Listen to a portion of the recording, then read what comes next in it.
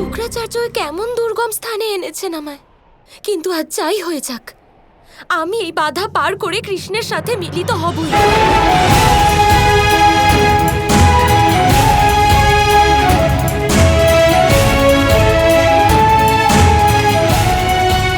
কৃষ্ণ,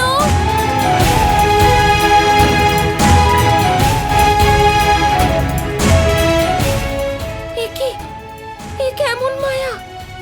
আমি আবার একই জায়গায় ফিরে এলাম।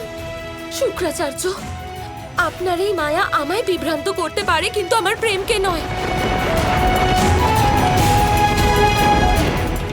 আর আজ আমার আর কৃষ্ণের মিলনের সূচনার দিন। আমি আমার শেষ নিঃশ্বাস অবধি এই বনে ছুটে বেড়াবো। আমি এখান থেকে, এই নির্জন বন থেকে পালানোর পথ অবশ্যই খুঁজে পাবো। রাধা, এখানে আমার মায়ার প্রভাব ছড়িয়ে আছে। তোমার পলায়নের সব প্রচেষ্টাই এখানে ব্যর্থ হবে।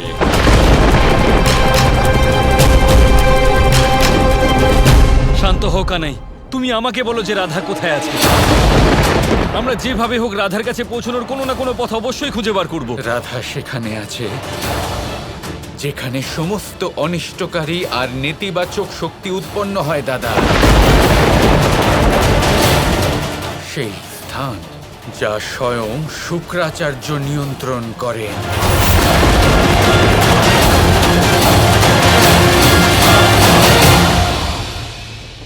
মহাদেব, শুক্রাচার্য আপনার এত বড় একজন ভক্ত, আপনার ওনাকে আটকানো উচিত, না হলে আজ আমার ক্রোধের সীমা অতিক্রম করে যাবে।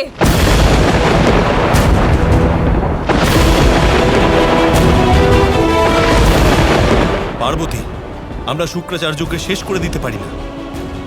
শুক্রাচার্য নিজের সকল শক্তি প্রয়োগ করে দেবী রাধাকে কোথাও লুকিয়ে রেখেছেন।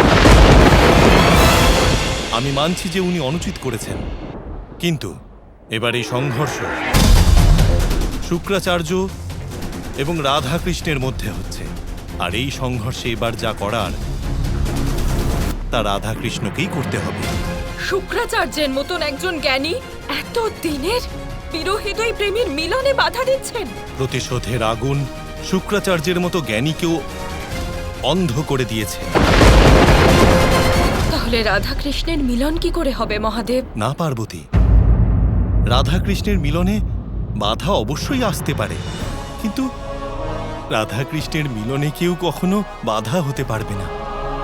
যেভাবে জল থেকে বিন্দুকে, ফুল থেকে সুগন্ধকে কেউ বিচ্ছিন্ন করতে পারে না, সেই প্রকারেই রাধার সাথে কৃষ্ণের মিলনকে সংসারের কোনো শক্তি আটকাতে পারে না।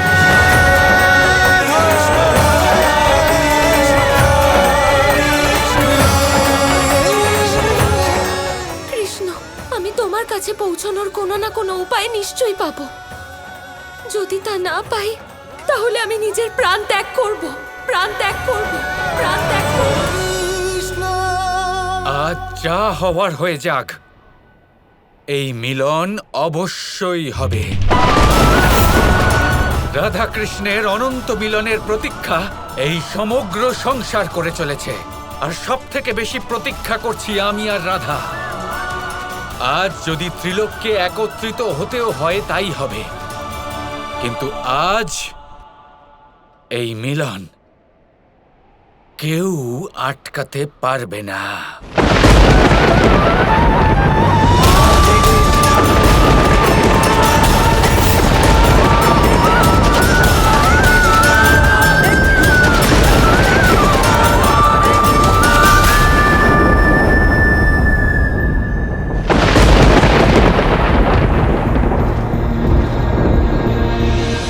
কানাই, আমাদের রাধা কি এই স্থানেই আছে? হ্যাঁ দাদা।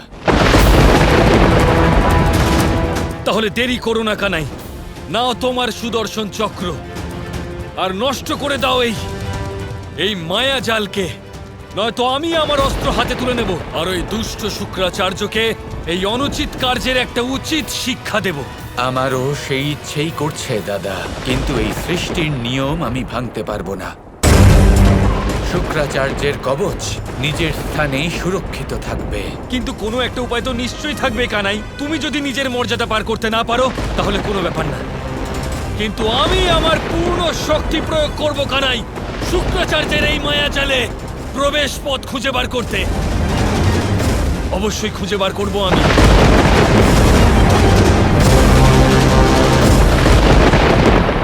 আমি তো প্রেমের দ্বারাই রাধাকে খুঁজে বের করব দাদা। এবার আমার এই প্রেম, যা আমার অন্তরে নিহিত, সেটাই আমার অস্ত্র হবে। সেটাই এই মায়াজালকে সমাপ্ত করে দেবে। আর যদি তা না হয়, আমার 100 বছরের প্রতীক্ষা আজ অর্থহীন প্রমাণিত হয়ে যাবে। আজ হলো আমাদের প্রেমের সব থেকে বড় পরীক্ষা দাদা।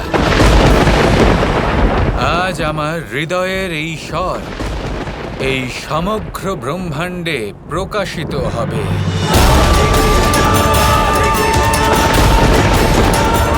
রাধা, রাধা,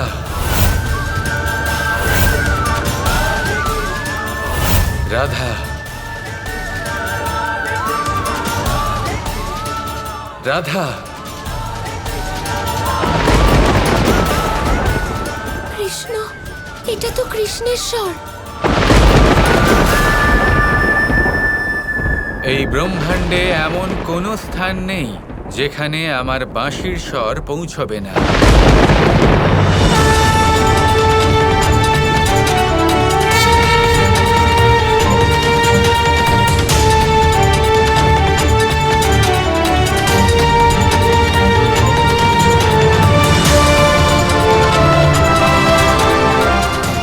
এবার প্রত্যেক মায়াজালকে ভেদ করে রাধা এই বন থেকে বাইরে বেরিয়ে আসবে।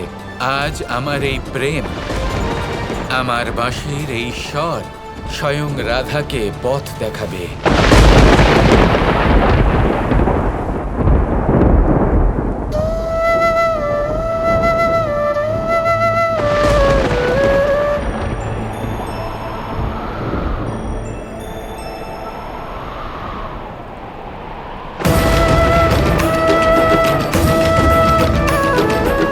কৃষ্ণ, তুমি আমাকে খুঁজে নিয়েছো।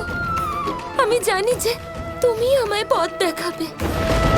প্রেম প্রত্যেক বাধাকে সমাপ্ত করে দিতে পারে। যেখানে কেউ পৌঁছতে পারে না, সেখানে পৌঁছতে পারে প্রেম।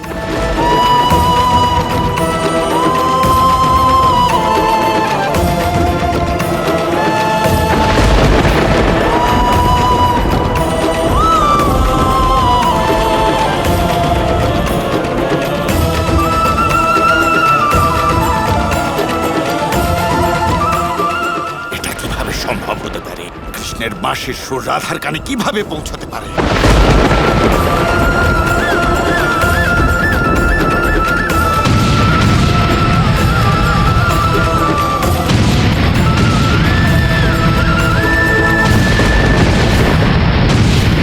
প্রেমের দ্বারা বিনাশ কি করে সম্ভব? এটাই হলো প্রেমের শক্তি। আর এই শক্তি শুক্রাচার্যের সেই মায়াকে সমাপ্ত করবে, যা রাধার কৃষ্ণের মিলনে বাধা উৎপন্ন করছে। কারণ যখন প্রেমের আবেগে বাধা দেওয়া হয়, তখন তা বিনাশ পর্যন্ত করতে পারে। গুরুদেব, এখানে এমন ধ্বংস হচ্ছে কেন? কৃষ্ণ ছলনা করছে, আমাকে ভয় দেখানোর প্রচেষ্টা করছে ও।